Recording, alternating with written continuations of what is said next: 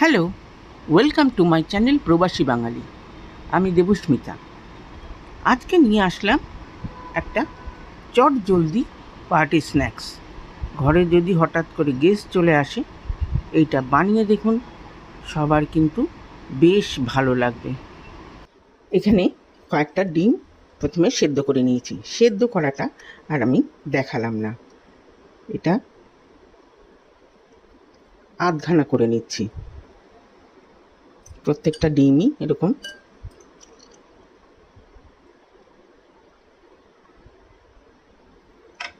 আধঘানা করে নেব।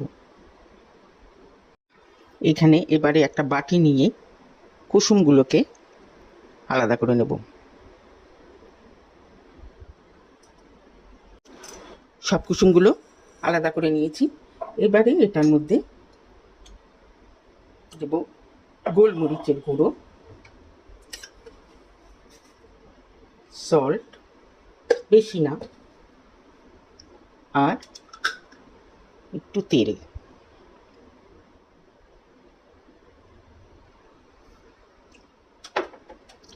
দিয়ে এটাকে স্ম্যাশ করে নেব। সবগুলো একদম কুসুমটাকে একদম স্ম্যাশ করে নিয়েছি। এখানে একটা বাটি নিয়ে নিলাম। বাটিতে দুটো ডিম ফাটিয়ে দেবো।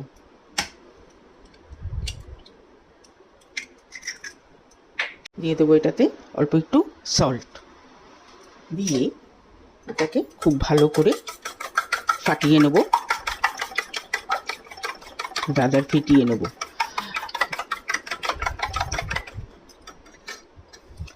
এখানে নিয়েছি ব্রেড ক্রাম্ব।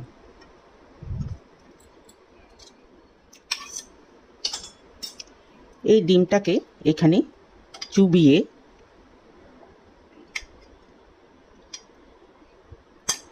ব্রেড ক্রাম্বের মধ্যে দিয়ে দেব।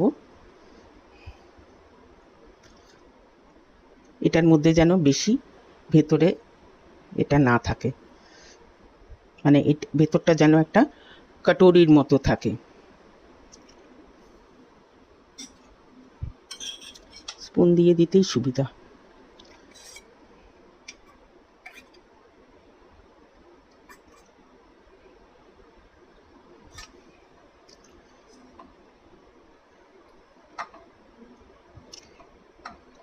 ওপরের একটা এরকম কোটিং পড়বে, করে নিয়ে এটাকে ফ্রিজের মধ্যে আধ ঘন্টা মতো রেখে দেবো সেট হওয়ার জন্যে।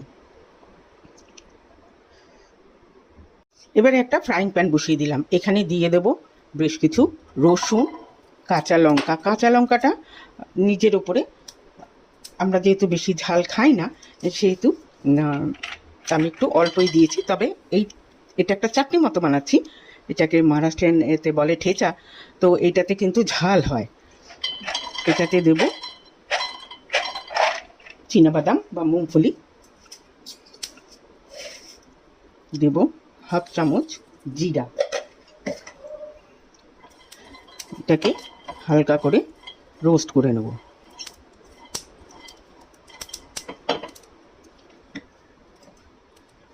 এর মধ্যে দিয়ে দেব অল্প একটুখানি রিফাইন্ড অয়েল, খুব অল্প।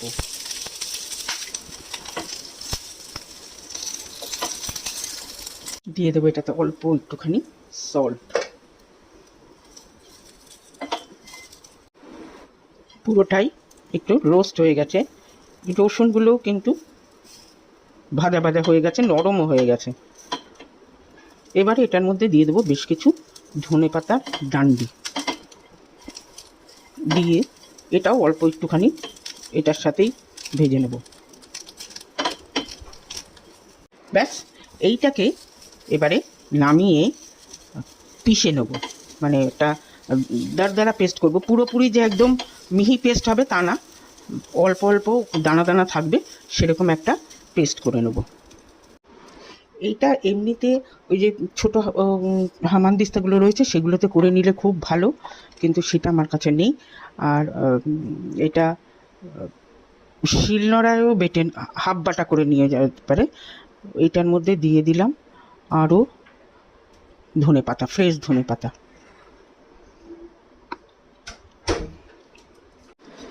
এটাকে ঠেচা বানিয়ে নিয়ে এসেছি, এটার মধ্যে দিয়ে দেব লেবু।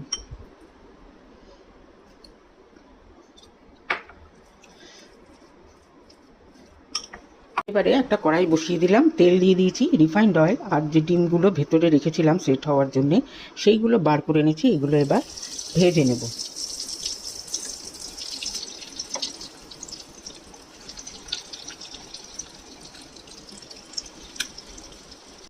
ডিমগুলো বেশ লাল করে ভাজা হয়ে গেছে। এবার এগুলোকে তুলে নিয়ে এইভাবে বাকিগুলো ভেজে নেব। ডিমগুলো সব ভাজা হয়ে গেছে, এবারে করব ফিলিংটা। এখানে নিয়েছি ক্রিম চিজ, গার্লিক অ্যান্ড হার্বসের এই একটা নিলাম। এখানে অল্প একটু কুসুমটা একটু চেপে এটার মধ্যে দিয়ে দিলাম, দিয়ে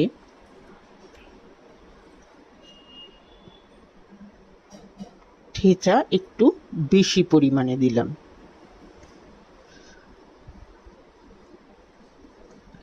এইটা হয়ে গেল এক ধরনের।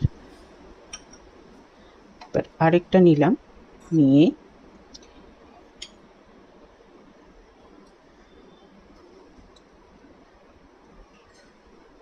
কুসুমটা দিয়ে দিলাম, আর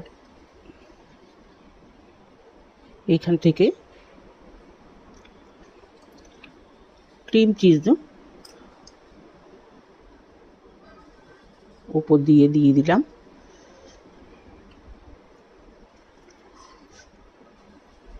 দিয়ে